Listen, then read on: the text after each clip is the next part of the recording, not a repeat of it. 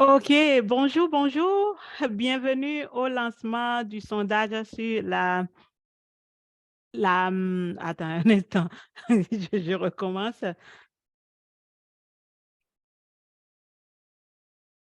Bienvenue au lancement pour le sondage sur la mobilité sécuritaire inclusive à Montréal. Je suis Célia et Missy Gueto et aujourd'hui, je suis accompagnée de Manon Brière pour vous présenter le sondage et ensuite de cette présentation, il y aura une table ronde avec des organismes qui luttent pour la sécurité et l'accessibilité des déplacements à Montréal.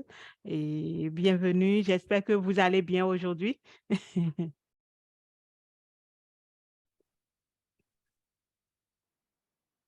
Comme Marie-Ève l'a dit tantôt, la possibilité de suivre l'événement en anglais est disponible. Vous pouvez activer dans le Zoom, comme elle l'a indiqué tantôt. Et puis, si vous avez des problèmes techniques, vous pouvez contacter Laura sur le Zoom. C'est elle qui s'occupe de tous les problèmes techniques aujourd'hui. Et sinon, vous pouvez la rejoindre au numéro 514 euh, 381 3288, le poste 3. Alors maintenant, je vais laisser la parole à Véronique qui va vous souhaiter aussi la bienvenue parce qu'elle est responsable de la TGFM. Véronique, à toi. Oui, bonjour, bienvenue tout le monde. Je ne parlerai pas longtemps. On voulait juste prendre un petit moment pour remercier là, toutes les personnes participantes, puis les militantes qui se sont impliquées dans ce projet-là avec, entre autres, le Comité féministe pour le droit à la ville. Donc, avant de commencer, on voulait prendre le temps de reconnaître que Montréal est situé sur un territoire non cédé aux peuples autochtones. Donc, Tiohtià:ke, c'est le nom donné à Montréal par la nation Kanien'kehá:ka ou Mohawk en français. Puis, ça signifie là où les bateaux et les rivières se rencontrent. En Anishinaabe, l'île de Montréal, elle s'appelle Mouniang. Puis, ça se traduit en gros par la première étape. Donc, Montréal est historiquement connu comme un lieu de rassemblement de nombreux peuples autochtones. Aujourd'hui, il y a une population autochtone diversifiée ainsi que d'autres peuples qui y résident. Donc, pour nous, le fait de s'approprier une partie, de reconnaître la présence des communautés autochtones autour de nous, puis leur attachement à ce territoire, c'est une première étape pour l'établissement de rapports de confiance.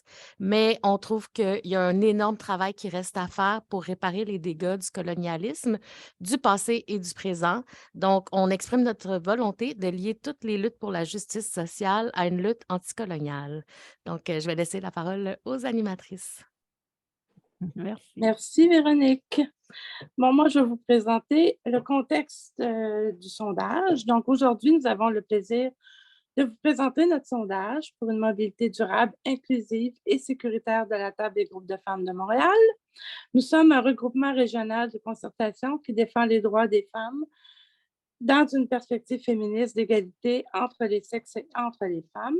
La table regroupe plus de 70 groupes, essentiellement des groupes de femmes locaux, mais aussi des comités de femmes de groupes mixtes, de syndicats ainsi que des organisations mixtes qui ont à cœur l'égalité. Les membres de la table interviennent aux quatre coins de Montréal et dans différents secteurs d'activité, ce qui nous donne accès à des expériences, préoccupations et analyses diversifiées. Pourquoi la table s'intéresse-t-elle à la mobilité? En 2022, les membres ont adopté une plateforme de revendication pour le droit à la ville, ce qui veut dire que les féministes revendiquent le droit d'habiter une ville qui répond à nos besoins et de participer à sa transformation. Notre vision féministe de la ville touche la mobilité, le logement, la vie de quartier, ainsi que les conditions économiques. Les recommandations et des exemples d'action intègrent des préoccupations transversales comme la sécurité, l'accès inclusif, la lutte à la pauvreté et la justice climatique. Nous avons un comité qui fait vivre cette plateforme et les groupes s'y rassemblent pour s'informer, s'outiller et se mobiliser. Les membres ont décidé d'amorcer une mobilisation collective pour assurer une mobilité durable, inclusive et sécuritaire pour les femmes et les enfants de Montréal. Dans une perspective féministe intersectionnelle, il nous apparaissait intéressant et nécessaire de documenter les difficultés rencontrées par les femmes en situation de handicap dans leurs déplacements. Cette démarche nous permettra d'identifier les problématiques tangibles, mettre en évidence les inégalités de ces femmes vivant au quotidien, mais également les moyens qu'elles mettent en place pour réaliser leurs activités et leurs rôles sociaux. Les résultats permettront d'identifier les recommandations concrètes et pertinentes pour assurer une mobilité durable, inclusive et sécuritaire à Montréal. Nous voulons développer différents outils pour faire du travail de plaidoyer. Notre démarche s'appuie sur des témoignages de femmes en situation de handicap. La première étape est pilotée par un groupe de 10 expertes du vécu qui tiennent un journal de bord durant l'hiver et l'été 2023. Durant 2 mois, elles documentent les éléments qui facilitent et compliquent leur utilisation des transports collectifs et actifs comme la marche, les attitudes des chauffeurs du transport adapté, les aménagements inadéquats ou exemplaires, les problèmes de déneigement, les moments où elles se sont senties en danger, etc. Elles participent aussi à des groupes de discussion pour mettre en commun leur expérience et penser à des changements à établir. Et moi et Célia, on fait partie de ces femmes qui écrivent le journal de bord. Voilà. Célia, c'est à toi.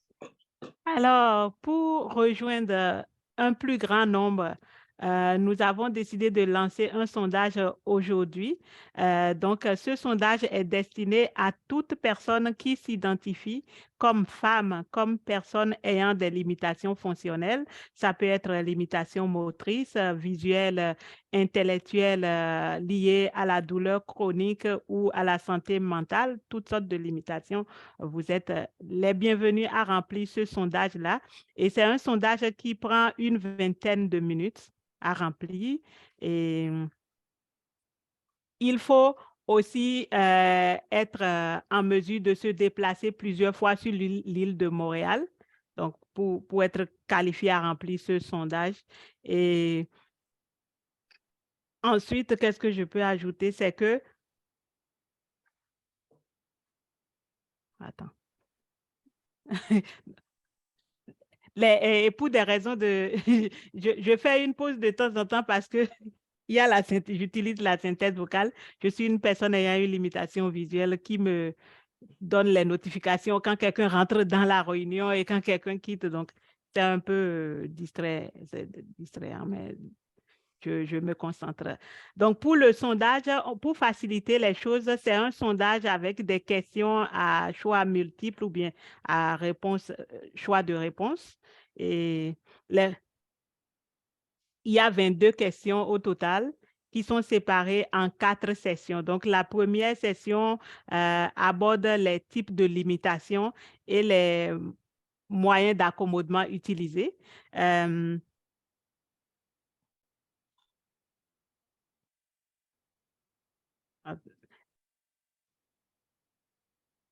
Voilà, dans la deuxième session de ce sondage-là, vous aurez la possibilité de qualifier les services comme, par exemple, les moyens de transport utilisés, la communication, l'attitude des gens.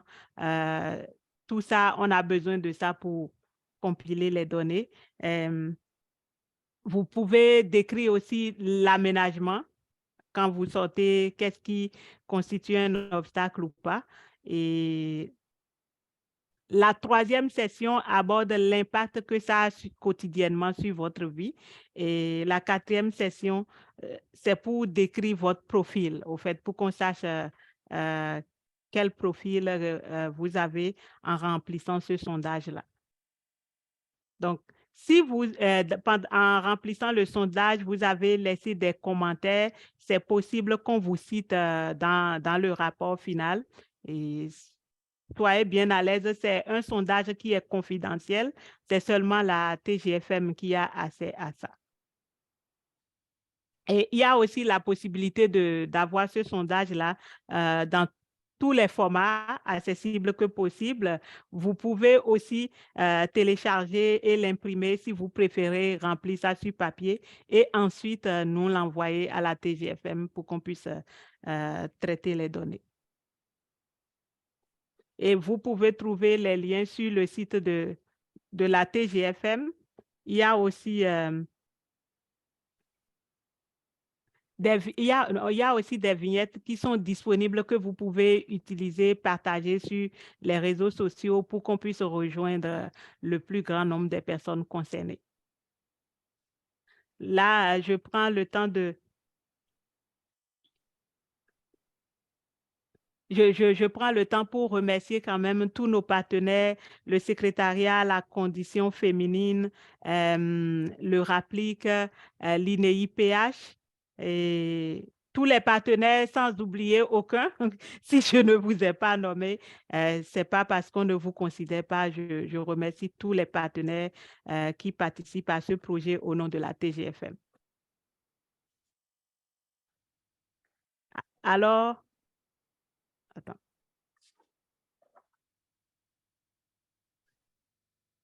Je passe la parole à Manon.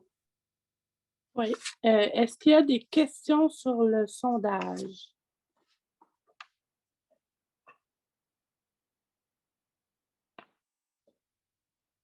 Bon, je ne vois pas tout le monde en même temps. Vous pouvez lever la main ou juste prendre la parole parce qu'il n'y a pas...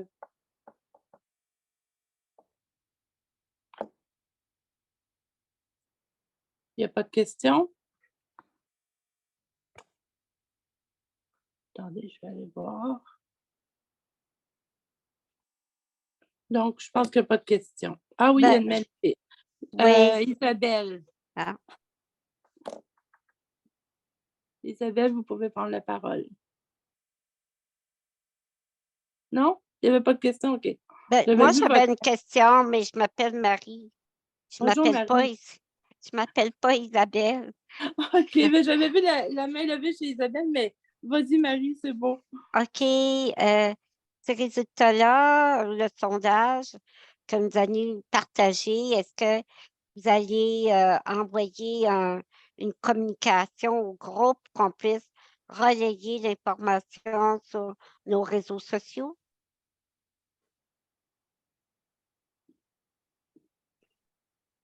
Marie-Ève, tu veux y aller? Oui, je peux peut-être répondre.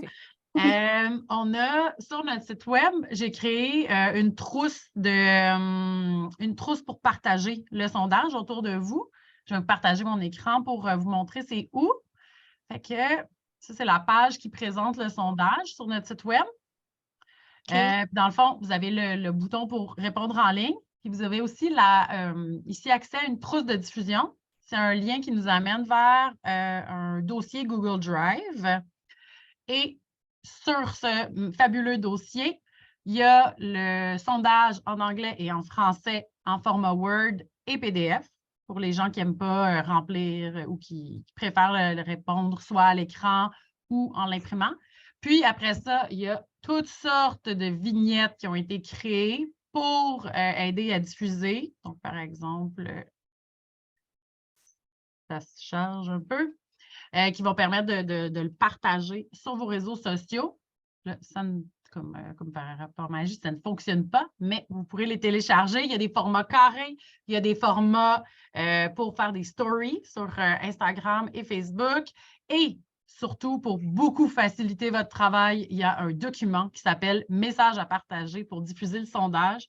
Et là, il y a des réponses toutes faites et donc des textes tout faits d'avance avec des emojis pour partager le sondage avec votre réseau. Là, il y a même un message qui s'adresse plus aux femmes elles-mêmes et d'autres qui s'adressent plus aux organisations pour diffuser autour de vous.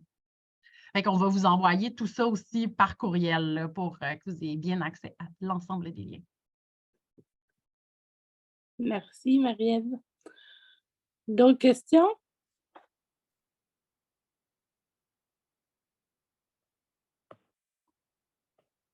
OK. Selma a une question. Ah, Selma. Oui, j'avais levé la main. Je m'excuse, peut-être que j'ai raté dans l'explication de Célia qu'elle avait faite par rapport au sondage. Je voulais comprendre un petit peu, c'est-à-dire que je vois la trousse et tout ça, tout est complété, mais ça veut dire que nous, si on partage avec nos membres, avec les personnes, pour qu'elles puissent faire, c'est-à-dire que la personne, c'est lors de son déplacement, elle peut noter tout, ça va être facile pour elle de noter tout de suite, ou une fois qu'elle rentre chez elle, il faut qu'elle se rappelle de ce qui s'est passé pour répondre au sondage ou quelque chose. Ou elle prendrait des photos sur place, je ne sais pas.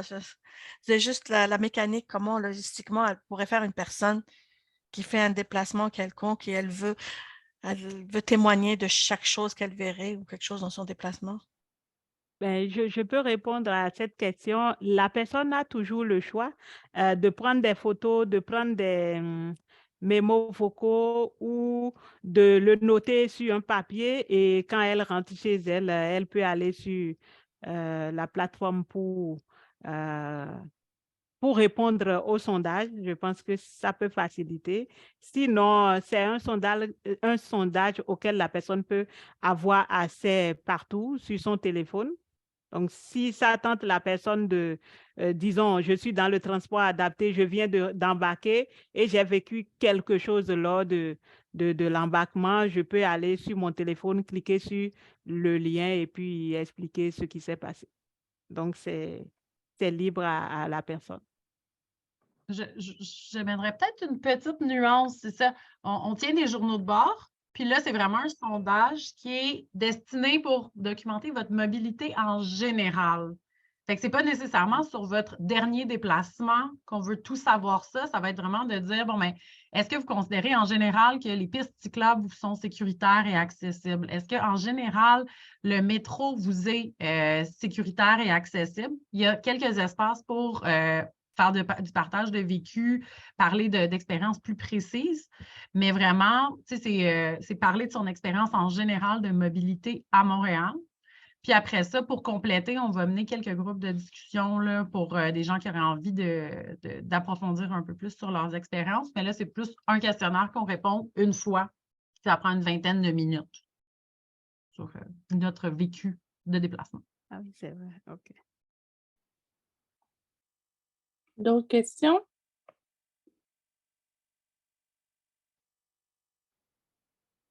Moi, je ne peux pas lever la main présentement. Alors, vous avez dit tantôt que vous allez envoyer par courriel. Voilà. Est-ce qu'on me voit présentement? Est-ce qu'on m'entend? On vous entend. Moi, c'est Andélia, pour ceux qui ne voient pas. Là. Ben, c'est ça. J'ai vécu quand même un peu de limitation mobile ces derniers temps, puis effectivement, c'est pas toujours évident de se déplacer dans les escaliers quand un ascenseur serait nécessaire, ouais. Mais c'est malheureusement pas toutes les stations qui ont un ascenseur. En tout cas, c'est comme ça au passage. Voilà. Puis j'ai eu quelques problèmes à me connecter tantôt, là. C'est que j'étais constamment en train de me faire couper, puis c'était comme bon, OK. Là, ça a l'air d'être mieux, là. Voilà. Merci. Il y a une autre question de Ginette. Oui, moi, je voulais poser la question parce que moi, j'ai pas d'handicap vraiment. Je prends de temps en temps l'autobus et le métro. Et je me demandais, j'ai eu certains problèmes, moi aussi physiques, il y a quelques années, puis c'est difficile de se promener en métro ou en autobus, là. Mais est-ce que c'est bien que je réponde au sondage, dépendamment des questions, ou pour moi, c'est comme m'informer, puis voir ce que les gens vivent, etc. Donc, je ne sais pas si c'est bien pour moi de répondre à ce sondage-là, là, présentement. Est-ce que quelqu'un peut répondre à ça? Marie-Ève, as-tu quelque chose? Oui, je peux sauter. Ben, c'est certain que les limitations, sont pas pareilles pour tout le monde, ne sont pas constantes pour tout le monde. Puis d'ailleurs, dans la première section du sondage, vous pouvez préciser si votre limitation, elle est constante, évolutive, intermittente. Donc, à ce moment-là, si vous avez envie d'y répondre, bien, vous pouvez indiquer justement que ce n'est pas permanent, les limitations que vous avez vécues. Puis, dans le fond, quand vous y répondez, ayez en tête vraiment quand vous aviez ces limitations-là, comment ça affectait votre mobilité à ce moment-là, puis comment était votre sentiment de sécurité. Donc, c'est peut-être de se mettre dans la peau de quand vous avez un peu plus ces limitations-là. OK, merci beaucoup. D'autres questions?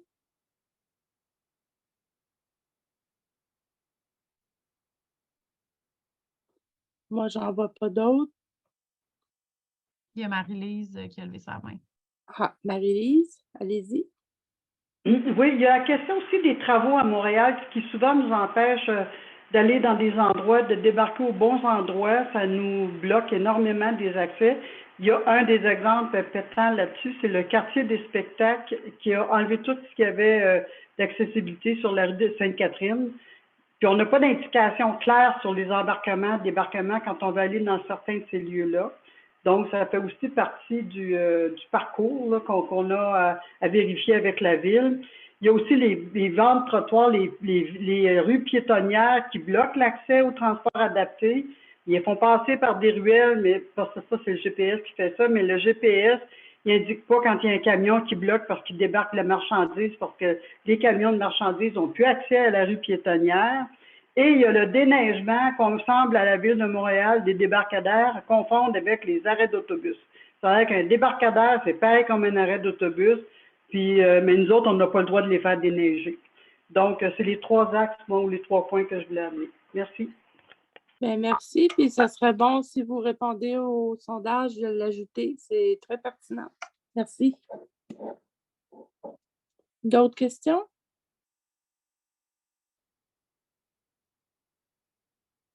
Non, moi, j'en vois pas d'autres, là. J'essaie de dérouler les photos. OK. Bien, on va passer au panel s'il n'y a pas d'autres questions. Donc, je vais vous présenter les panélistes. Donc, la table amorce un travail sur la mobilité, comme vous le constatez. Nous reconnaissons que plusieurs organisations militent depuis de nombreuses années pour assurer des déplacements plus inclusifs et sécuritaires à Montréal. C'est pourquoi la deuxième partie du lancement est dédiée à un panel composé de 3 représentantes d'organisations. Je vais vous les présenter une après l'autre et ensuite je vais leur donner les questions et la parole. Nous avons Selma Couidry, directrice générale et cofondatrice de l'Institut national pour l'équité, l'égalité et l'inclusion des personnes en situation de handicap, l'INEI-PSH, de son acronyme, vise l'élimination de toute forme de violence et de discrimination envers les personnes en situation de handicap de tous âges, genre et origine ethno-culturelle. Depuis environ 25 ans, Selma se réalise professionnellement et personnellement en tant que femme immigrante en situation de handicap. Son parcours professionnel et activiste l'a menée à porter de nombreux dossiers, notamment en promotion et défense des droits en lien avec les violences et la discrimination.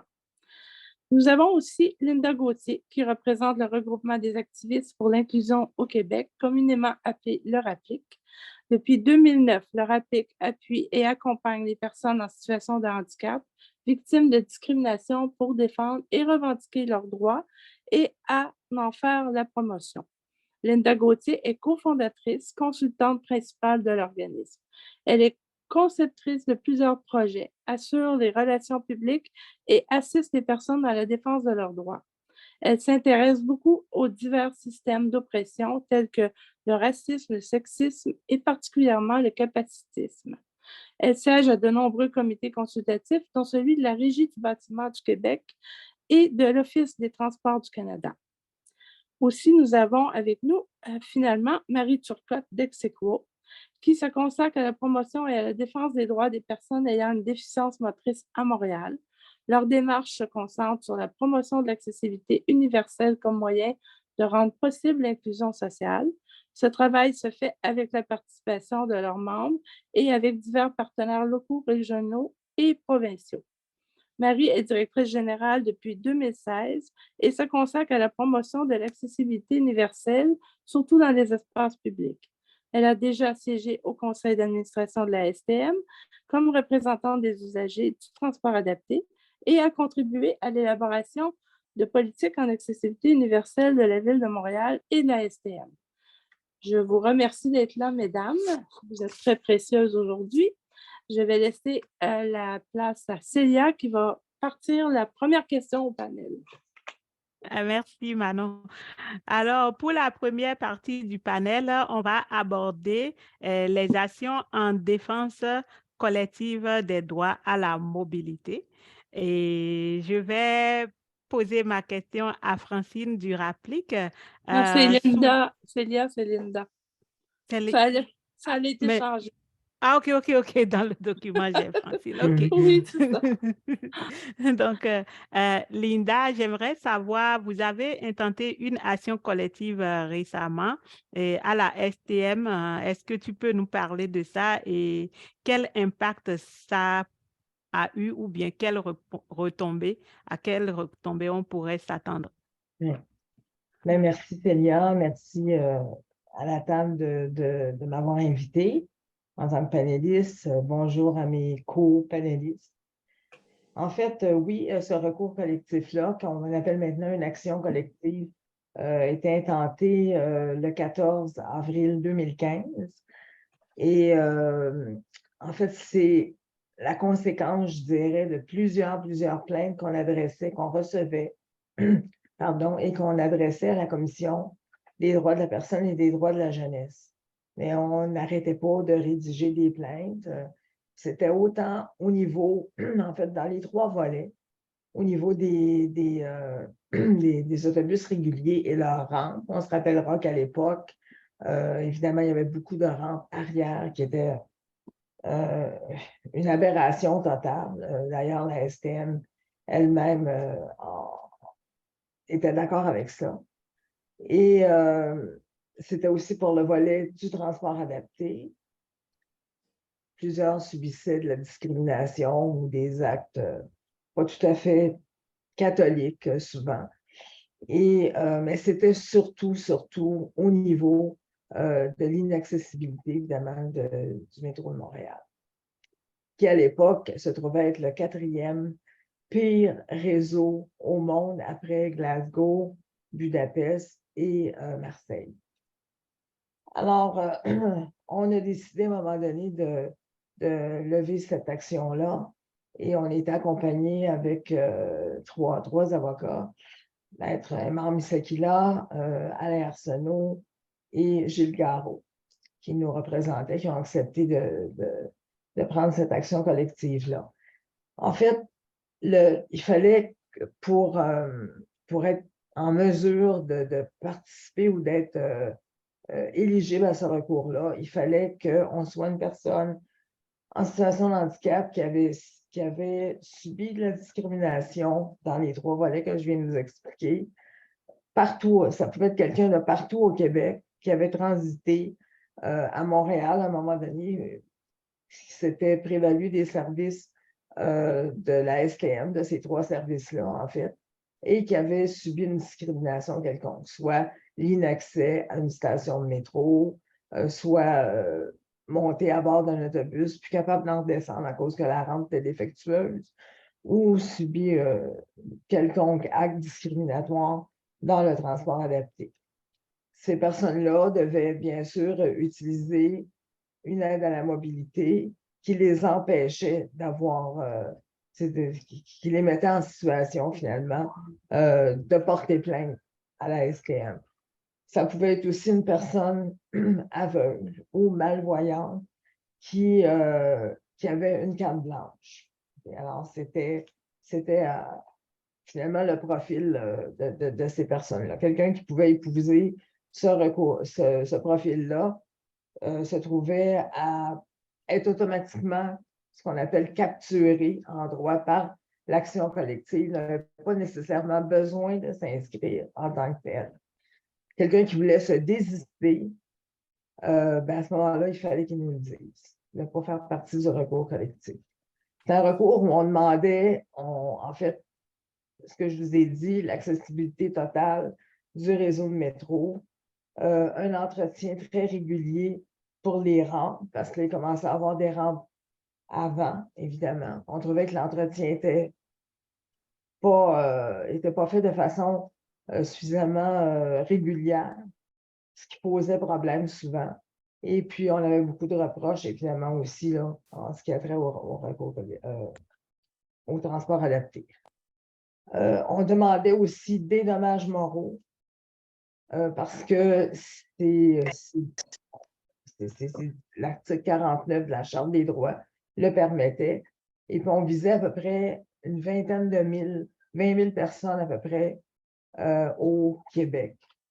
Ce qui faisait un recours, une action collective totale en dommages moraux de 1,5 milliard. Où on en est rendu avec ça, évidemment, ben, c'est que c'est toujours très long, l'action collective. Les trois intimés, la SPM, la Ville de Montréal et la RTM, ont déjà présenté leur défense. Il y a des dates qui vont être retenues très bientôt, mais c'est clair que le procès, les dernières audiences, parce que là, c'est autorisé, bien sûr, vont avoir lieu entre novembre 2023 et février, peut-être mars 2024. Vous comprendrez que c'est très long à arrimer, une vingtaine de jours d'audience avec les avocats de toutes les parties et puis moi qui est la responsable principale de cette action collective-là. Alors, grosso modo, c'est pas mal ça. C'est très, très long. On croit qu'on a de très, très bonnes chances de gagner cette action collective-là parce que, à tout le moins, dans la première, en ce qui a trait à l'accessibilité ou l'inaccessibilité plutôt du métro et les trains de banlieue de la RTM qui ne sont pas, de la RTM, de EXO plutôt, qui ne sont pas accessibles, ainsi que les gares, ben, c'est quelque chose qui est arrivé après l'avènement de la Charte en 1975. Donc, il n'y avait aucune raison que ces stations-là ne soient pas accessibles. C'est pas mal ça, finalement. Je ne sais pas si ça doit compléter. Je dois être rendu pas mal même au-delà de mon 5 minutes. Là. On est dans les temps, c'est bon. Alors, c'est pas mal ça, je dirais. Si des gens ont des questions, ben, allons-y.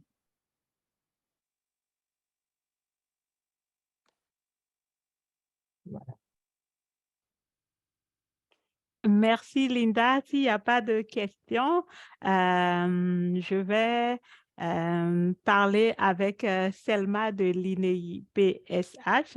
L'INEI-PSH a l'expertise au niveau du plaidoyer en adoptant une lunette intersectionnalité par rapport à l'intersectionnalité, excusez-moi. J'aimerais savoir, Selma, est-ce que tu peux nous parler un peu de ton expertise à travers votre participation à des consultations ou à des concertations? Bonjour tout le monde, merci beaucoup Célia, merci à mes copanélistes et merci à tout le monde de m'accueillir aujourd'hui parmi vous lors de ce panel. Je vais essayer d'être très très brève. J'avais une question pour Linda, mais c'est pas grave, je vais la laisser tout à l'heure là on n'a pas vu ma main. Donc oui, comme tu viens de le dire, Célia, nous on travaille selon une approche intersectionnelle. Ça a l'air un peu chirurgical, mais ça ne l'est pas du tout. C'est une approche en fait féministe quand même dans un cadre d'analyse intersectionnelle aussi. C'est pour, je ne rentrerai pas dans les explications, mais c'est surtout pour voir toute la diversité humaine que l'on compose d'une certaine façon. Une personne en situation de handicap est plus que son handicap, bien sûr, et dans toute sa diversité. Comme moi, je me présente, je m'identifie comme une femme en situation de handicap, migrante, maman aussi, donc ça fait partie de mon identité et c'est ça, avec l'approche intersectionnelle, ça permet un petit peu de mieux voir je parle le jeu, là, à mes besoins et à comment me réaliser personnellement et comment aussi permettre ma participation sociale et économique. Donc, nous, on revendique beaucoup cette approche-là et je n'ai pas été la première. Moi, je l'ai apprise d'autres femmes qui m'ont devancée là-dedans, dont Maria Barillet, qui a été l'une qui avait ramené vraiment cette approche-là. Cette approche était quand même aux États-Unis, ailleurs, mais c'est l'une des premières femmes en situation de handicap qui a ramené cette analyse-là au Québec, ici dans les années 80 déjà, avec Action Femmes Handicapées Montréal, où on travaillait selon cette approche-là. Donc, c'est de voir les femmes dans toute leur diversité et de pouvoir aussi assurer cette inclusion. Donc, moi, toute mon expérience a été basée là-dessus, avec cet accompagnement que j'ai eu de celles qui m'ont précédée aussi, et de pouvoir aussi défendre les droits ou faire le plaidoyer différemment. Nous, on ne va pas faire les plaidoyers comme Bravo pour Linda et les autres qui, elles, font un travail encore plus important. On est complémentaires. Elles vont vraiment au-devant à présenter des actions juridiques et tout ça. Nous, on y va avec des projets, avec des actions, je veux dire, plus terrain. Moi, quand je participe à des consultations, que ce soit sur des comités, que ce soit au sein d'une organisation publique, parapublic, communautaire, même qui n'est pas vraiment pour des personnes handicapées, mais c'est de ramener cette réalité des personnes en situation de handicap, surtout les femmes migrantes, racisées, qui sont souvent oubliées dans toute notre analyse, même au sein d'un même groupe, le groupe de personnes handicapées, les femmes étaient souvent mises de côté, et surtout si on voit les autres couches qui viennent nous identifier, qu'on soit migrante, d'orientation sexuelle autre ou d'un autre genre ou d'une autre identité de genre. Donc, on est complètement tassé dans la réflexion globale au niveau social, au niveau communautaire et ainsi de suite. Donc, moi, mon travail a été vraiment de pouvoir ramener cette réalité. Moi, personnellement, comme étant citoyenne montréalaise aussi, avec deux enfants, je me rappelle où on vendait, la première action qu'on avait faite, c'était vraiment de travailler avec Maria Barillet, tout un groupe de femmes, beaucoup de femmes migrantes aussi, avec Action Femmes Handicapées Montréal et avec Femmes et Villes Internationales, où on avait revendiqué, il y avait aussi sur l'accessibilité universelle aussi au sein et se réapproprier aussi sa ville, connaître sa ville. Actuellement, si on parle à des femmes surtout migrantes en situation de handicap, elles vont dire, moi, je ne connais pas ma ville, je ne sais pas qu'est-ce qui se passe dans ma ville ou je ne peux pas parce que ce n'est pas sécuritaire. Et nous, notre travail, c'est de rendre cela sécuritaire, de travailler à ce que ce soit plus sécuritaire pour les femmes, que ce soit plus accessible. Et je me rappelle à l'époque où on prenait des photos, je me suis présentée comme maman avec une poussette. Mon enfant était dans une poussette. Donc, une femme handicapée peut avoir aussi un enfant et doit participer essentiellement dans sa ville. Donc, c'était ce regard-là qu'on lançait et c'est ce que je fais actuellement, même avec l'INEI-PSH. On y va avec des projets. On y va avec de l'action concrète sur le terrain et de pouvoir revendiquer les droits de toutes les personnes handicapées. Moi, je peux vous dire moi, personnellement, je n'ai même pas le droit au transport adapté. Pourquoi? Parce que je ne rentre pas dans certains critères, alors que on est tout le temps dans les critères. On voudrait une ville accessible, un accès accessible, et on voudrait qu'il n'y ait plus de critères. Moi, j'ai un besoin, je vous le nomme, je le nomme à nos décideurs, on le nomme à nos décideurs, mais il faut toujours des critères, il faut cocher une case. Si tu ne coches pas la case, tu es exclu. Donc, notre travail, c'est de faire reconnaître ces réalités qui sont souvent ignorées, qui sont invisibilisées. Puis la pandémie nous l'a bien démontré comment les personnes en situation de handicap, surtout les femmes, se sont retrouvées encore plus isolées, vivant en situation d'insécurité, vivant dans une précarité aussi.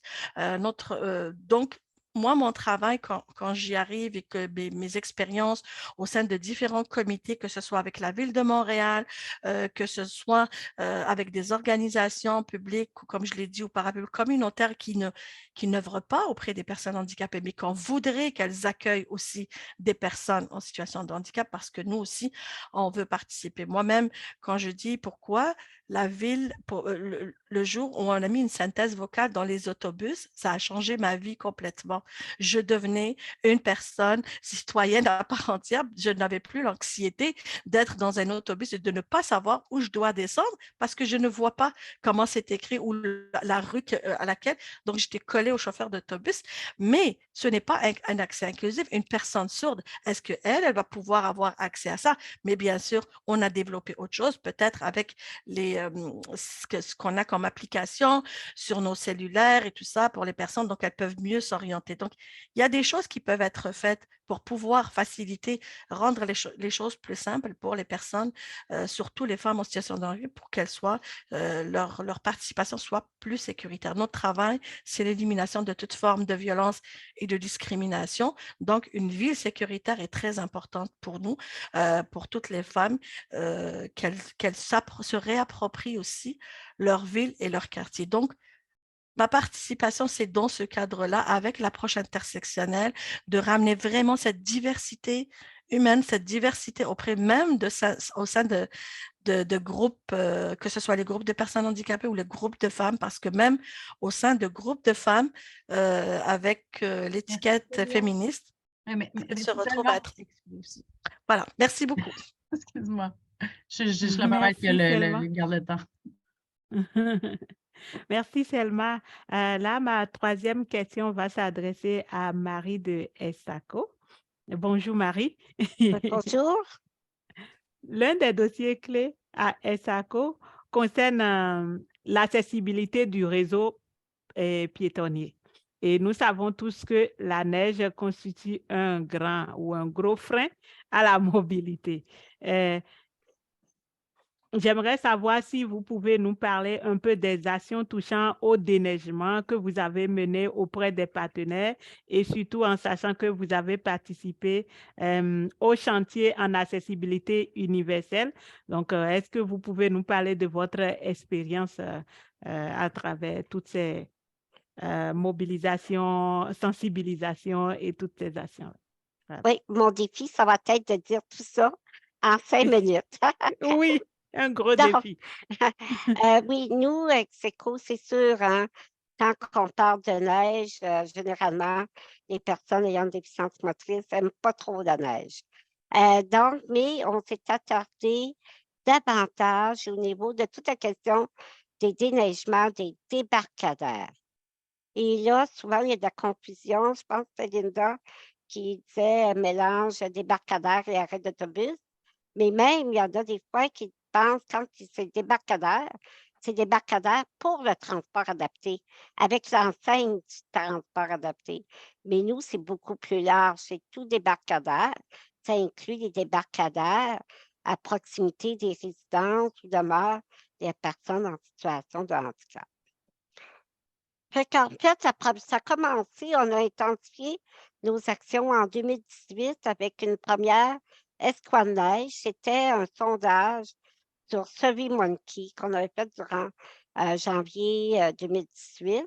Et on avait fait appel, on avait mobilisé les groupes du milieu associatif pour qu'ils informent à leur tour leurs membres, les invitant à remplir le sondage quand il y a une chute de neige, comment le débarcadère est déneigé. Parce que le règlement de la ville prévoit que la ville déneige le plus rapidement possible le débarcadère. Mais ça, c'est assez élastique comme expression.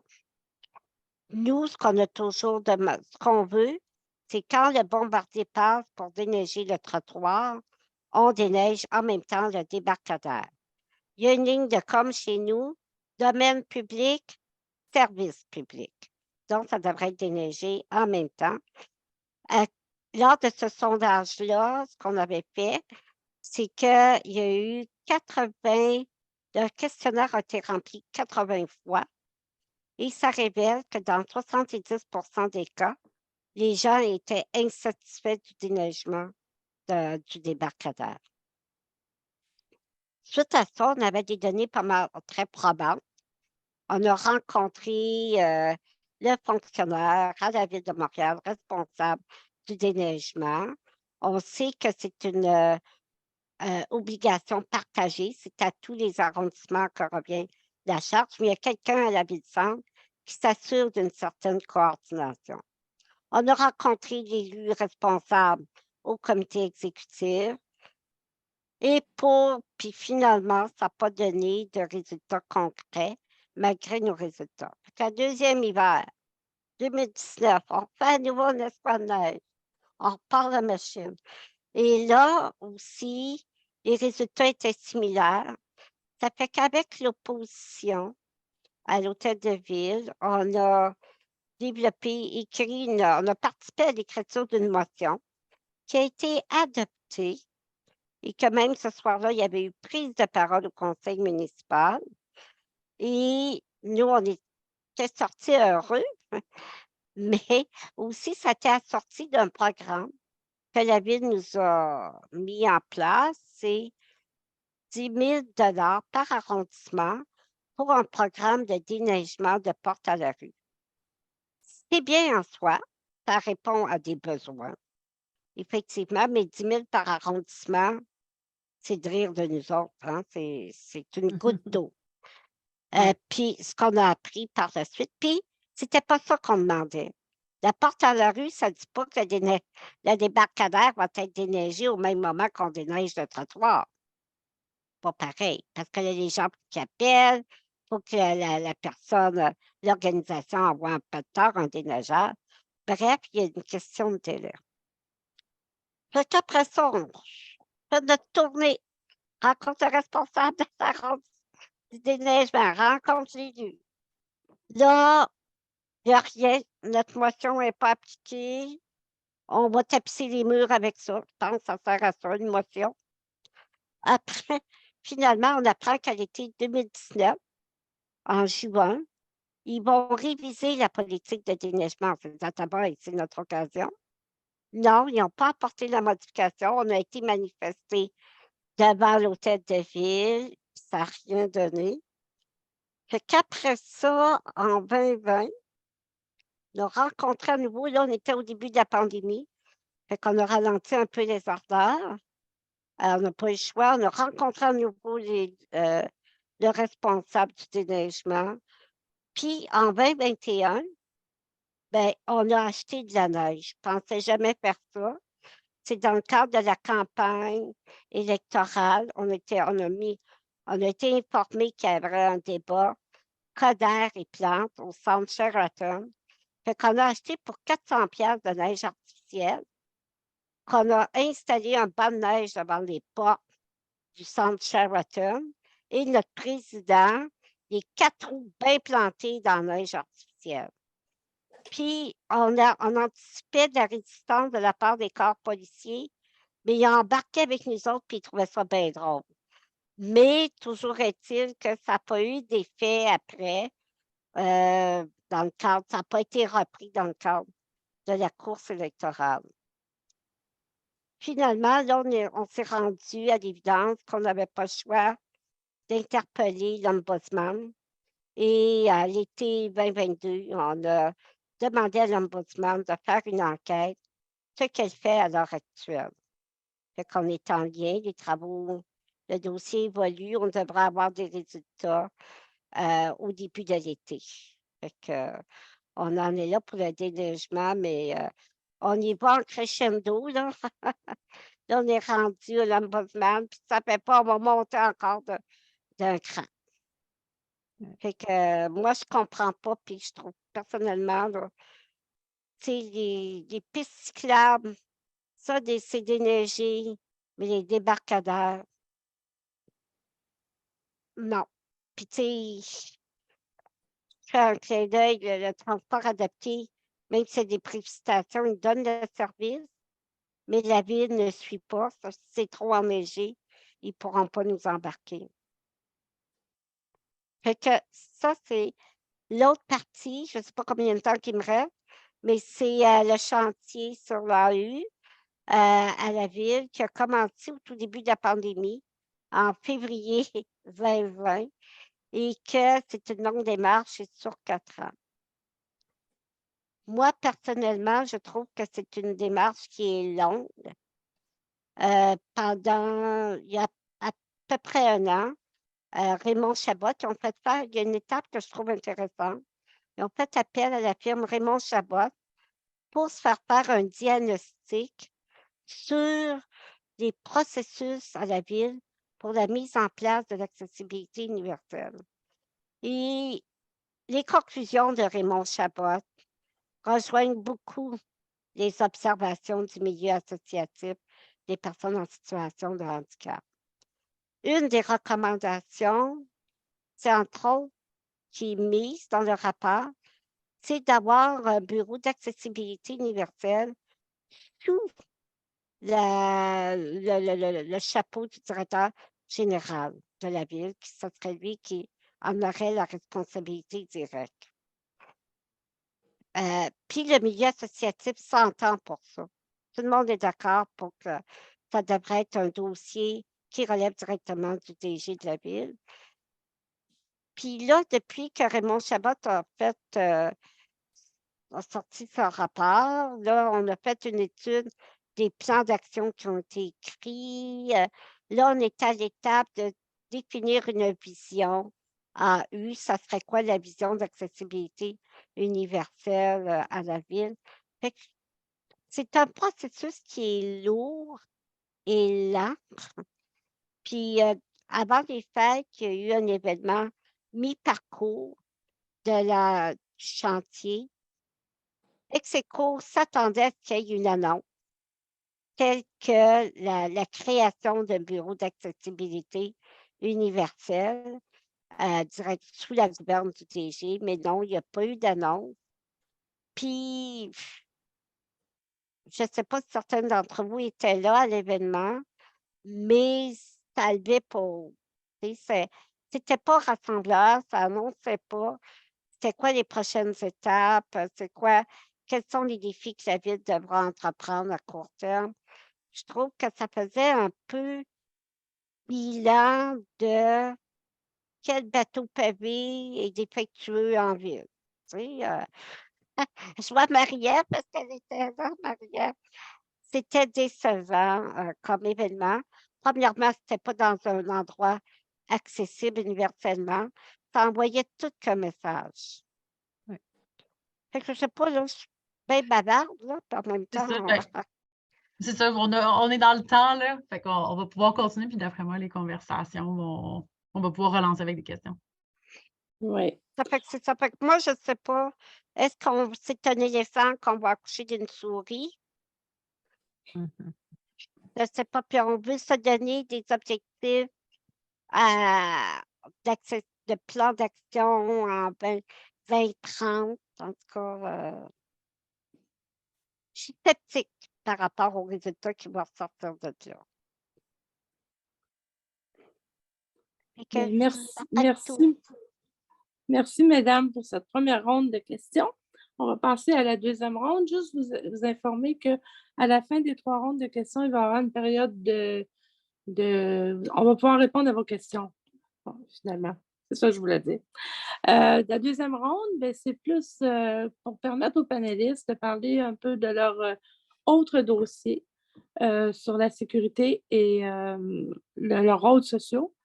Pour la réplique, Linda, de nous parler un petit peu de qu'est-ce que vous pouvez nous parler, en fait, de vos actions pour assurer tout le temps un transport sécuritaire vers une maison d'hébergement à Montréal. Et oui, bon, mais on a justement, ce qui est arrivé, le lendemain, ou à peu près là, les jours qui ont suivi l'annonce de la pandémie, c'était en mars 2020, on voyait qu'il n'y avait pas trop rien qui se faisait par rapport à... En fait, il n'y avait pas trop de sommes injectées pour les femmes handicapées qui étaient victimes de violences conjugales. Donc, on a décidé de prendre le taureau par les cornes, puis plutôt commencer à s'informer dans le milieu, à savoir qu'est-ce qu'il en était. De toute façon, on n'est pas trop de mains. Selma le sait, on n'est pas trop de mains pour être capable de pallier à ces demandes-là, en fait. Autant pour l'accessibilité physique que pour la formation des intervenantes et tout ça. Là, on voulait savoir, d'une part, c'était quoi un peu l'état des lieux des maisons au Québec. Alors, on a fait un premier sondage. Là, quand on a vu qu'est-ce qui était sensiblement accessible et qui pouvait héberger les femmes qui avaient des contraintes comme la mienne, soit une femme en fauteuil motorisé, et puis qui ne peut pas se transférer. C'est ça qu'on voulait. On voulait voir, à partir de ce moment-là, si on peut héberger une femme dans cette situation-là, on pouvait en héberger un grand nombre aussi. le problème résidait dans le fait que, bon, OK, en situation de crise, la femme veut sortir d'où elle est. Elle appelle SOS Violence conjugale ou le SPVM, c'est à Montréal, évidemment, ou ailleurs au Québec, la Sûreté du Québec, ou bon. Comment ils fonctionnent, eux, premièrement? On voulait établir un protocole de prise en charge. On a vu que c'était tout à fait inégal d'un endroit à l'autre. Montréal, il y avait même des places qui n'avaient pas de protocole d'établi. Comment on véhiculait la femme qui voulait partir?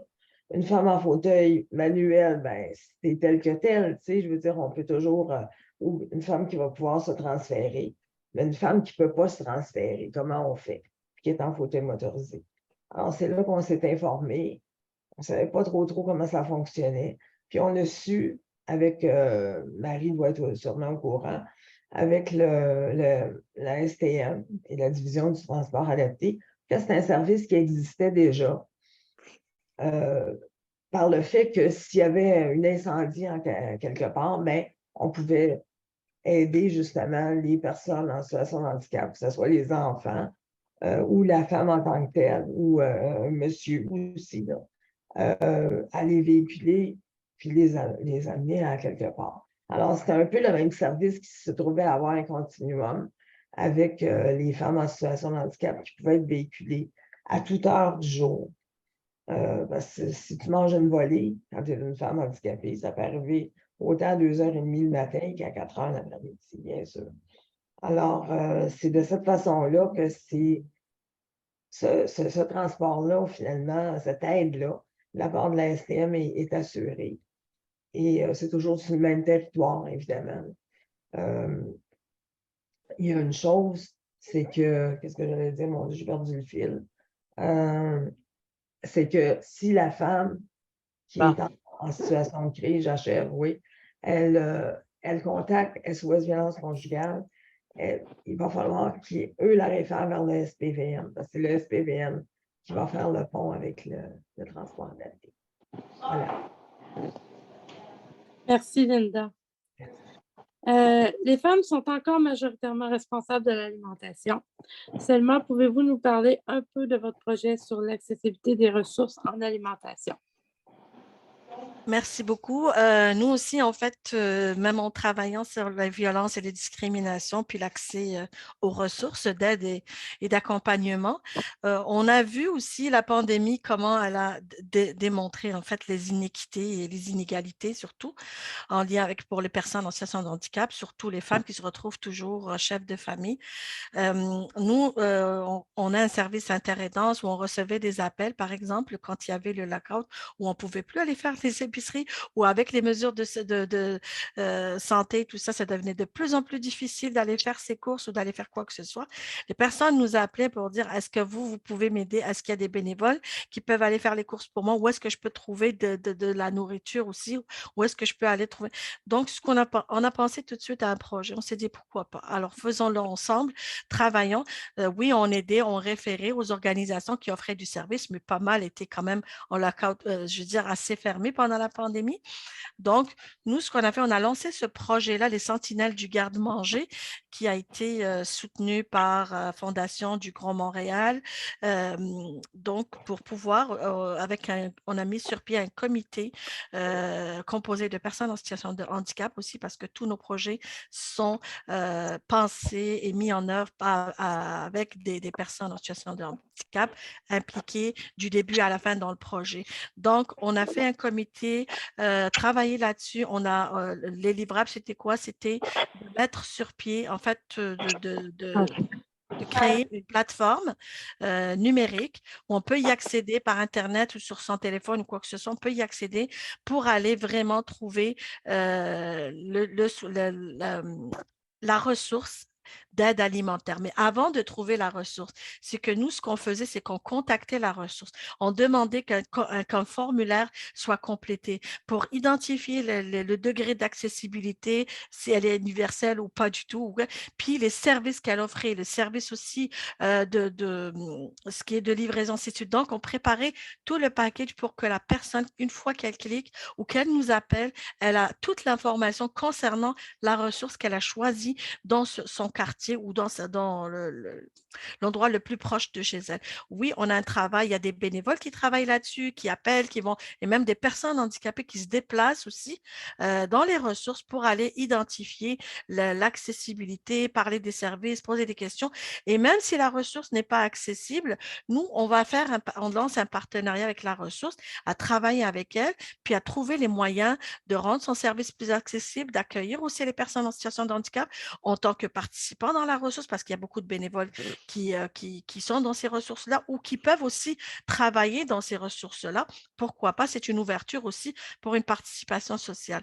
Donc, on travaille avec ces ressources-là pour pouvoir les soutenir dans l'accomplissement du cheminement vers une accessibilité universelle de leurs ressources. Bien sûr, il faut d'abord connaître les personnes en situation de handicap.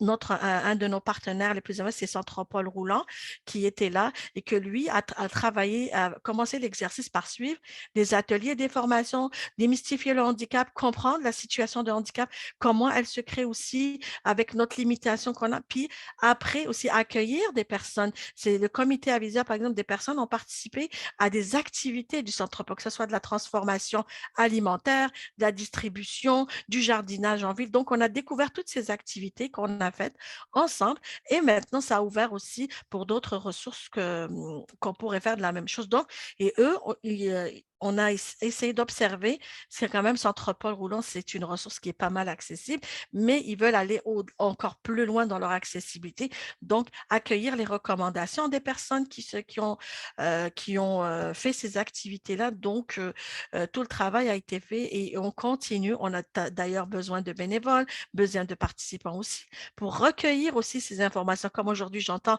un sondage qui est lancé. J'entends aussi qu'il y a un journal de bord qui est complété. Nous aussi, ça serait intéressant aussi d'identifier ces ressources d'aide alimentaire dans la grande région métropolitaine pour que des personnes en situation de handicap ne soient plus perdues. Moi, j'appelle une ressource, je sais pourquoi je l'appelle, je sais qu'elle peut m'offrir le service. Et on s'assure aussi que l'intervention est adaptée, que ces personnes qui travaillent dans les ressources comprennent les réalités de personnes dans toute leur diversité avec l'approche intersectionnelle qu'on met de l'avant beaucoup pour que des personnes ne soient pas discriminées parce qu'elle a besoin de tel ou tel soutien, mais on va lui fermer la porte, ce qu'on a beaucoup observé même dans les maisons d'hébergement pour les femmes victimes de violences où il y a de la difficulté pour ces femmes-là de pouvoir aussi avoir un séjour sécuritaire et assez pour elles pour pouvoir se reconstruire. Donc, tout ça pour expliquer que les sentinelles du garde-manger, on a une plateforme sur notre site Internet, ressources d'aide alimentaire accessible. Ce n'est pas encore complet, il n'y a pas toutes les ressources de la grande ville de Montréal, mais on y va petit à petit. Et dans le questionnaire, on peut identifier tout ce qu'il y a dans tout ce que offre la ressource. Il y a un questionnaire aussi. On invite les ressources à le compléter et si jamais elles ne le complètent pas, on le fait avec elles au téléphone, on insiste et on peut envoyer aussi des personnes qui peuvent aller faire en toute sécurité aussi, faire une petite promenade dans la ressource et puis avoir des recommandations et donc participer. Ce qu'on fait d'ailleurs aussi avec les maisons d'hébergement pour les soutenir dans leur cheminement vers l'accessibilité, mais surtout vers l'intervention adaptée. Parce que même si la personne ne peut pas venir à votre ressource, il est important de pouvoir aussi offrir, c'est notre droit d'avoir un service adapté aussi à notre besoin. Donc, ça, c'est grosso modo ce qu'on a comme projet actuellement qui a été terminé. On avait lancé la plateforme en août dernier, mais le travail se poursuit aussi. Merci Selma. Execo travaille sur plusieurs dossiers, dont un sur la parentalité. Pourriez-vous nous parler de votre collaboration à une recherche sur les parents en situation de handicap qui utilisent le transport adapté? Marie. Oui, effectivement, depuis 2018, Execo développe le dossier parentalité chez les personnes en situation de handicap. Et parmi nos membres qui sont parents, ils nous ont soulevé des problématiques, vraiment une difficulté à utiliser le transport adapté. Pour quand les enfants ont moins de 5 ans. Quand l'enfant naît de 0 à 2 ans à peu près, le parent met l'enfant dans la coquille, mais après 2 ans, généralement, la coquille s'est rendue trop petite. Et là, à ce moment-là, le parent est invité à voyager avec son enfant, en tout cas dans le taxi accessible au taxi Berlin, mais avec l'enfant sur ses genoux et la ceinture de sécurité par-dessus. Sauf que plusieurs parents, et à juste titre, ne trouvent pas cette façon de faire sécuritaire pour leur enfant. Ça fait que pour pouvoir voyager de manière sécuritaire, il faut que le parent, souvent c'est la mère encore, qui a le rôle d'aller chez le pédiatre avec l'enfant, etc. Donc, doit transporter, oui, ton bébé avec toi, bébé égale aussi sac à couche et tout.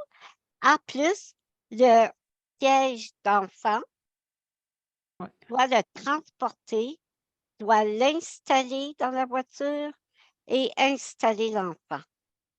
Ça fait, imaginez, hein, vous savez comme moi, quand tu es en fauteuil roulant manuel, tu as besoin de tes 2 mains pour propulser ton fauteuil. Tu tiens tout ça, plus propulser le fauteuil. Puis dans le cas où tu as, pour que la RAMQ te paye un fauteuil motorisé, ben, faut être 3 des 4 membres matin. Ça veut dire que tu as une main pour faire tout le reste. Fait que ça n'a pas de bon sens. Les parents, la plupart des parents n'ont pas d'autre choix qu'à chaque fois qu'ils veulent prendre le transport adapté avec leur enfant, mettons 2-5 ans, excusez, le téléphone sonne. Ben là, ils n'ont pas d'autre choix que de faire appel à un accompagnateur. Juste que je veux vous dire que je vais partir. Je suis désolé, je dois partir. OK. Merci. Donc, J'avais une question à partir. La madame avec le logo derrière, ce que je vois mal, c'est quoi cet organisme-là? Inès, c'est quoi cet organisme-là? C'est INEI PSH. PSH, ça veut dire quoi, ça? C'est Institut national pour l'équité, l'égalité et l'inclusion des personnes en situation de handicap. Ah bon, mais merci beaucoup pour l'information. Merci. Après que je vous dis au revoir, bye. ouais. Donc, c'est ça de base, ce constat-là. Puis on dit, il y a sûrement d'autres problèmes. On sait entre autres que quand le parent veut aller chercher l'enfant au service de garde en fin de journée, le parent doit attendre sa demi-heure. C'est pas évident attendre une demi-heure avec un jeune enfant. On est adulte, on a la notion du temps, puis on trouve ça long, imaginez. Donc, on a fait une demande pour avoir des fonds au Conseil de recherche, Centre de recherche des sciences sociales et fédérales, et on a obtenu du financement. Et là, on a fait appel à des chercheurs de l'Université Laval, l'Université de Montréal, pour faire une recherche sur les facilitateurs et les obstacles pour les parents en situation de handicap qui ont à se déplacer avec un enfant de moins de 5 ans. On est à l'étape, à l'heure actuelle, peut-être une recherche à travers la province, c'est pas juste le Québec, c'est pas juste Montréal, c'est l'ensemble de la province. Et notre objectif des résultats de cette recherche-là, c'est de prendre l'information qu'on va recueillir, les constats, et d'interpeller le ministère des Transports et le ministre, ou la ministre des Transports, pour qu'après ça, qu'elle oblige que les services de transport adaptés au Québec aient l'obligation d'adapter leurs services, leur offre de services aux parents se déplaçant avec des enfants de 0-5 ans. Fait qu'on est à l'étape au niveau de la recherche actuellement. On a identifié, on a ciblé notre public cible. On a élaboré, on a quasiment terminé d'élaborer le questionnaire. Il faut que ça soit approuvé par le comité d'éthique du CIUS de Québec et le CIUS Centre-Sud. CIUS de Québec a donné son approbation. On s'attend d'avoir la réponse du CIUS Centre-Sud très bientôt. Généralement, quand un CIUS dit oui, l'autre CIUS aussi va répondre favorablement. On attend après ça pour pouvoir commencer à diffuser le sondage. Fait que nous, notre rapport ex aequo dans ce dossier-là, c'est de bien informer les chercheurs de la réalité au quotidien du transport adapté, comment ça fonctionne, participer à l'élaboration des questions, mais aussi identifier des lieux de diffusion du questionnaire. Fait que ça fait un peu le tour. Puis nous, on a décidé quelques, j'ai nommé des obstacles, mais on dit il y en a peut-être d'autres. Puis Montréal, c'est une offre de service X, mais ailleurs, dans l'Outaouais, c'est peut-être autre chose. Donc, il y a peut-être des obstacles. Une offre de service qui crée encore plus d'obstacles dans certaines régions. On veut faire de quoi pour avoir une intervention qui va rayonner à travers le Québec. Voilà. Bien, merci. On est rendu maintenant à la troisième ronde. Célia, c'est à toi. Oui, là, nous allons faire un tour rapide sur les services que vous offrez aux individus. Donc, je vais commencer par Linda. Est-ce que vous pouvez nous parler un peu du soutien que vous offrez aux individus en matière de la défense des droits? Ben, nous, depuis, en fait, 2000, on s'est mis à la table. Comme on est fondé depuis décembre 2009, ben, on a commencé nos opérations, vous comprendrez, en janvier, évidemment. On était pas mal dans le temps des fêtes et tout. Et depuis ce temps-là, d'ailleurs, c'est le dossier qui a primé jusqu'à aujourd'hui. C'est la défense des droits, c'est ce volet-là qui a primé. Donc, la façon dont on fonctionne, c'est quand on reçoit par téléphone ou par courriel les doléances d'une personne qui est victime, soit de harcèlement, de discrimination ou autre, en fait, ça peut être manque de services, soins de service, les soins à domicile. Mais nous, on travaille presque uniquement parce qu'on n'est pas très fort dans les soins de santé, des soins de service à domicile. Alors, on réfère, comme chez Ex-Aequo, à des gens qui sont plus... On veut bien servir quand même les gens qui nous appellent. Alors, ce qu'on fait, c'est que on prend la plainte et on rédige, d'une part, pour commencer, si le besoin est, une lettre régulière avisant la personne qui aurait, avec qui la victime aurait un litige, en fait, qu'on appelle les mises en cause. Et puis, cette lettre-là, on l'envoie. Si un mois plus tard, en fait, c'est nous là, qui la rédigeons, on la signe au nom du plaignant, évidemment. On est les porteurs du dossier, c'est de cette façon-là qu'on se présente. Si 30 jours plus tard, on n'a pas de réponse, on rédige, c'est nous-mêmes qui le faisons, une mise en demeure qu'on fait signer par la plaignante ou le plaignant. Et si 10 jours plus tard, évidemment, après la réception de cette lettre-là, on n'a toujours pas reçu de réponse ou si la réponse n'est pas satisfaisante, eh bien, à ce moment-là, on rédige une plainte qu'on achemine à la Commission des droits de la personne et des droits de la jeunesse ou à la Commission canadienne des droits, si c'est de compétence fédérale. On ne se cachera pas que les plaintes, évidemment, reçues par les deux commissions représentent 42 du total des plaintes pour tous les 14 motifs de discrimination cités dans l'article 10 de la Charte des droits.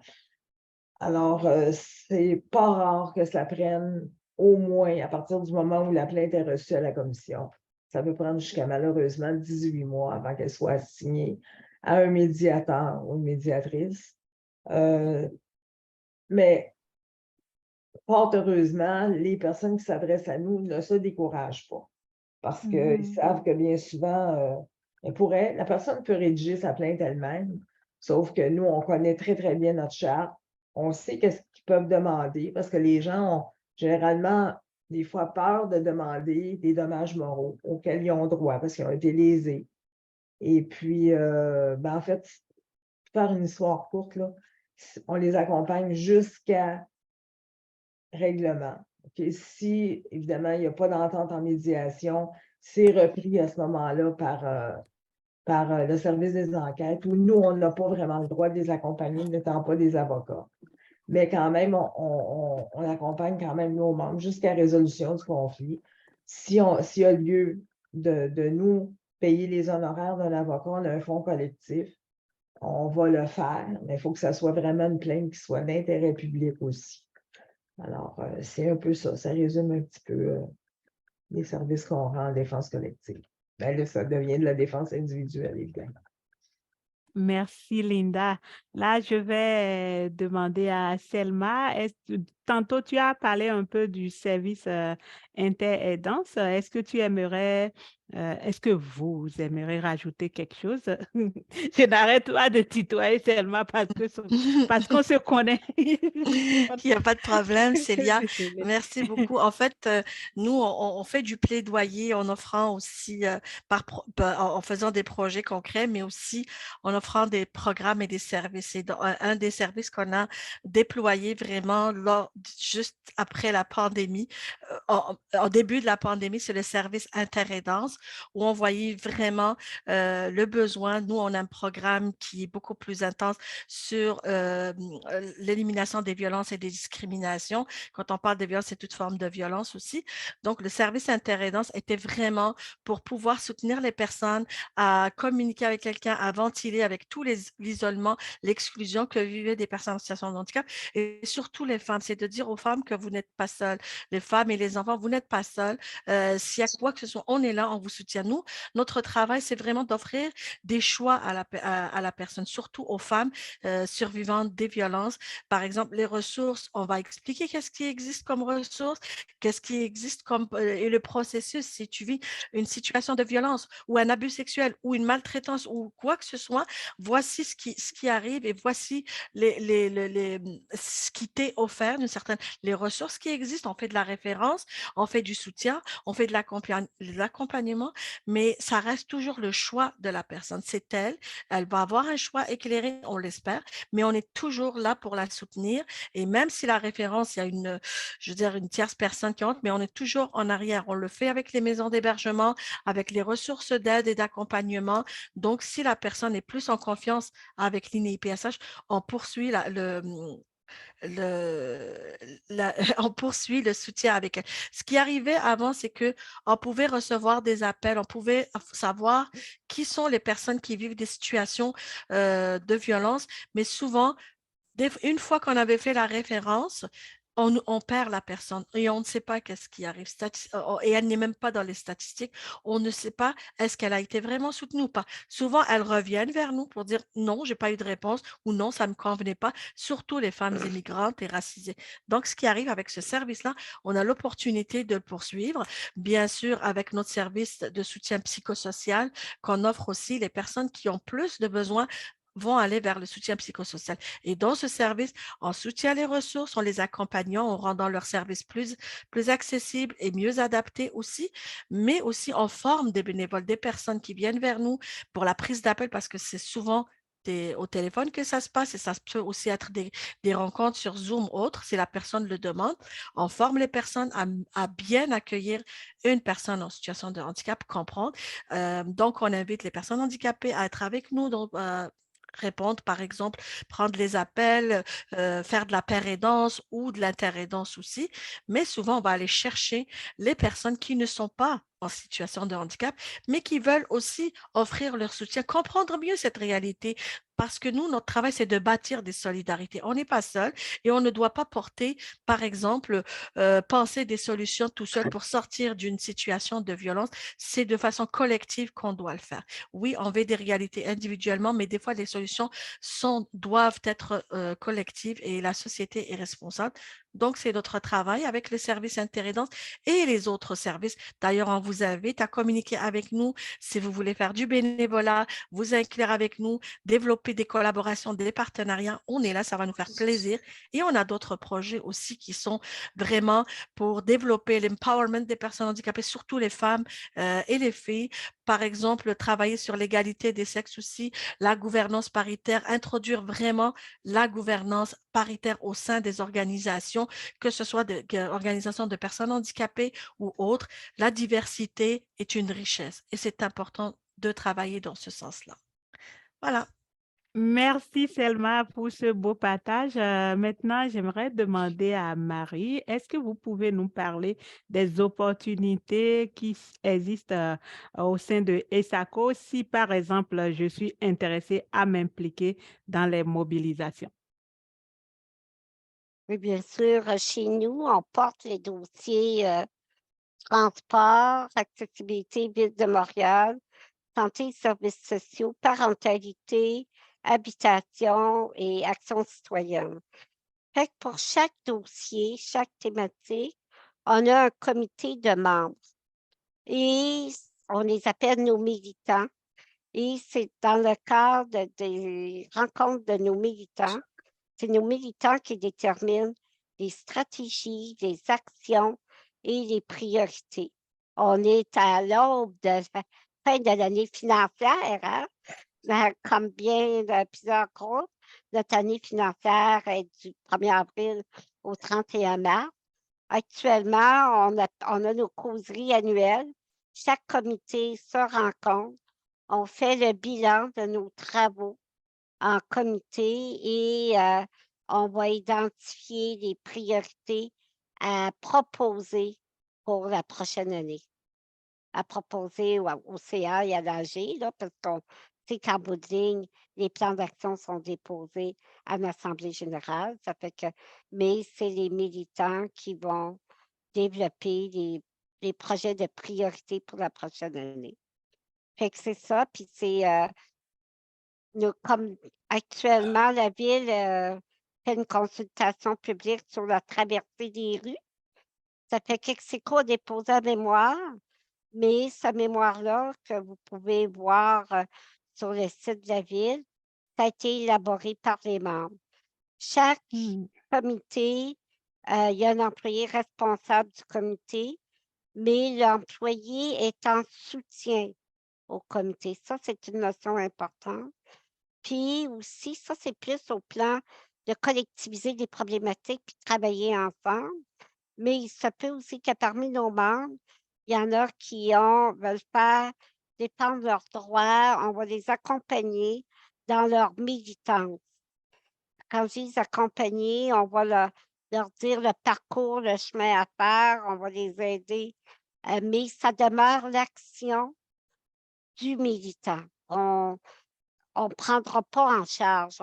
On dit qu'il vaut mieux apprendre à pêcher que de les fournir en poisson pour avoir une image. Là. Fait que c'est l'approche qu'on a employée. Puis, tout comme Linda a dû rappeler, parfois on réfère les gens aussi dans d'autres organisations du milieu, tant dans le milieu des personnes en situation de handicap que dans le grand communautaire aussi. Fait que c'est grosso modo, c'est ça. Puis là, actuellement, on est à l'étape de préparer de faire nos bilans et nos plans d'action. Merci Marie, merci énormément. Donc, je laisse Manon gérer la période des questions. Si vous avez des questions, c'est le temps. Oui, il est déjà 1h26. Je ne sais pas combien de questions on va avoir le temps. Peut-être une ou deux. Vous avez soit vous levez la main ou soit vous pouvez poser votre question dans le chat. Il y a quelqu'un qui a la main levée. Je n'ai pas son nom. C'est marqué client. Il y a Francine Chantal. Puis il y a Francine, je pense. OK. Allez-y, madame, là, qui est marquée client. Après ça, il y aurait Francine. C'est Francine. Ah, c'est Francine Francine. Chantal. Monsieur Jonathan, j'ai reçu assez en retard, puis je pensais que c'était un document qui m'était distribué, alors puis je ne savais pas que ça commençait à midi, alors je m'en excuse. Je me présente, je suis Francine Santerre, je fais partie de l'Action Autonomie, puis du collectif de la défense des droits de la Montérégie. Moi, ce que j'aimerais, là, c'est que les transports adaptés puissent aller dans Montréal. Parce que je connais des gens qui sont handicapés et qui utilisent le transport adapté, puis ils ne sont plus capables d'aller voir leur médecin de famille parce que leur médecin de famille, il est à Montréal. Il faut qu'ils se trouvent des amis ou des gens qu'ils connaissent pour les conduire, sinon, ils ne sont pas capables de maintenir le rendez-vous. Alors, est-ce qu'il y a moyen de faire en sorte, parce que moi, je suis de Saint-Jean-sur-Richelieu, puis je ne peux même pas aller à Marieville ou à Montréal, parce que mon médecin de famille est à Marieville, je suis déménagé à Saint-Jean-sur-Richelieu. Je suis comme assis entre deux chaises. Est-ce qu'il y a moyen de prendre, faire quelque chose pour améliorer le sort des handicapés? Oui, il y a Marie qui voulait répondre. Allez-y, Marie. Oui, moi, d'une part, je parlerai à votre tuteur. Il y a peut-être un regroupement d'usagers du transport adapté dans votre région. Oui. Puis, j'inviterai aussi à avoir des discussions avec EXO. EXO, c'est l'organisation depuis quelques années qui coordonne les services de transport adaptés, autant sur la rive sud que sur la rive nord. Fait que moi, ça serait les deux. Peut-être que Linda a d'autres conseils, mais... As-tu les coordonnées d'EXO? Non, mais en parlant à votre tuteur de votre région, sûrement eux, ils ont les coordonnées. Parce que les autres, ils disent on ne peut pas. Fait que moi, je ne peux pas aller voir mon médecin de famille. Oui, mais c'est parce que c'est toute la question des fusions. Là, quand il y a eu la création d'EXO, il y a des transporteurs comme Lanaudière qui pouvaient se rendre facilement à Montréal, mais depuis que ça a été transformé avec l'arrivée de la RTM, EXO, là, les règles ne sont plus les mêmes. Fait qu'il faudrait, à mon avis, première étape, parler à votre RUTA, puis que votre RUTA parle avec les gens d'EXO. C'est celle qui est en charge du transport adapté. Elle assure la médiatrice entre celle de Montréal et Marieville, ou des choses de même. Ben, vous avez un regroupement d'usagers dans votre région. J'en parlerai avec eux en premier lieu. Il y avait Linda qui voulait peut-être rajouter quelque chose avant de passer à la Merci. Merci, Marie. Francine, si je peux me permettre, Marie, cet exercice-là, en tout cas, nous, on a un administrateur qui habite à Saint-Jean-sur-Richelieu, justement, qui est confronté à ce problème-là aussi. Il est suivi au CHUM, énormément de problèmes, obligé de raconter des mensonges. Bien souvent, s'il veut venir à Montréal, c'est pour autre chose. Pour les médecins de famille, c'est la même affaire. Il y a des jours qui sont déterminés. Je ne sais pas si ça fonctionne encore comme ça, Francine, mais il y a des jours, en tout cas, qui étaient déterminés pour venir à Montréal, si c'était pour des rendez-vous médicaux. Mais ça ne veut pas nécessairement dire que c'est les jours où le médecin fait du bureau. Alors, nous, on a rencontré, en fait, le directeur de cabinet de la ministre Guilbeault, pas plus tard qu'il y a 2 semaines. Puis c'est une préoccupation, c'est quelque chose qui est urgent, bien évidemment. Ça isole les personnes qui sont là. C'est sans compter aussi le social, les rendez-vous médicaux, je comprends que c'est primordial, mais il y a autre chose aussi. Les gens veulent nécessairement ont une vie ailleurs, ils peuvent travailler à Montréal, ils peuvent étudier à Montréal, ils peuvent vouloir sortir à Montréal aussi. On en a discuté très, très, très sérieusement. Puis avec EXO, malheureusement, on n'a pas eu les retombées, pas les retombées, mais les réponses aux questions qu'on leur posait. Alors, moi, je vous inviterais peut-être à laisser peut-être vos coordonnées, Francine, puis qu'on vous rappelle dès qu'on va avoir des nouvelles de ça. Vous pouvez essayer. Certainement, je peux vous les donner immédiatement si vous désirez. Moi, je peux le prendre en note. Je peux vous mettre en lien, Linda Ouais, ça serait et peut-être Francine. mieux, je Là. pense. J'ai toutes les deux vos Ben, je ne courriels. suis pas tellement familière avec mon ordinateur, puis là, j'ai peur de vous perdre. Mais ça va, je le prends en note, je vais le faire. Il y avait Isabelle aussi qui a levé sa main tout à l'heure, qui l'a redescendue. Ah, merci Marie-Ève. En fait, je l'avais levé pour Francine, mais je vais en profiter pour poser une question à Linda concernant l'action collective. Je me demandais en fait s'il est encore possible pour des gens de faire partie du recours collectif contre la STM. La même chose d'ailleurs. Écoutez, comme je vous dis, si vous rencontrez le profil de ce que j'ai dit tantôt, vous êtes automatiquement inscrit. Sauf qu'il y a une chose. Quand l'action collective est, en tout cas, là, quand ça va être la victoire, j'ose espérer que ça va l'être. On a de bonnes raisons de le croire. À ce moment-là, ça va être affiché dans divers journaux, la Gazette officielle, ça va être annoncé, mais pour un court temps, je pense que c'est 45 jours. Ben, si tu ne t'adonnes pas à regarder, ben, tu peux manquer le bateau bien souvent, puis il peut être trop tard des fois pour aller réclamer ton dû. Alors, c'est pour ça que nous, on demande aux gens de s'inscrire chez nous. Comme ça, ben, on va pouvoir alerter tout le monde au moment où ça va être le cas. Alors oui, c'est la même chose si vous voulez me contacter pour me laisser vos coordonnées. Merci. Merci, Linda. Donc, une dernière question peut-être, il est déjà 13h33. Non, je ne vois pas. OK, Super, mais donc, peut-être le mot de la fin, Célia. Merci beaucoup, il n'y a Célia, plus de d'avoir couragé. questions? Non, tu peux aller avec ton OK. mot de la fin. Donc, je veux prendre le temps de remercier toutes les participants et tous les participants, toutes les personnes qui ont participé aujourd'hui. Je dis un gros merci à Linda du Rapplic. Merci à Selma de l'INEI PSH. Et merci à Marie de Execo. Je prends le temps aussi de remercier toute l'équipe de la TGFM qui ont travaillé fort pour tenir cet événement et pour ceux qui travaillent encore et encore sur ce projet. Et merci à la TGFM qui est un organisme on ne peut plus inclusif. Ça m'a fait plaisir aussi d'animer la rencontre aujourd'hui. Et si vous n'avez pas encore rempli le sondage, n'oubliez pas de le faire et de demander aux membres de vos organismes de le remplir pour qu'on puisse avoir plus d'avis et de données sur lesquels on va travailler. Et n'oubliez pas de partager aussi sur les réseaux sociaux.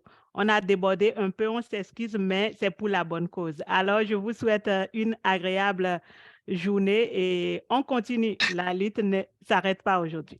Merci Bye bye. beaucoup. Au revoir tout le Merci. monde. Merci.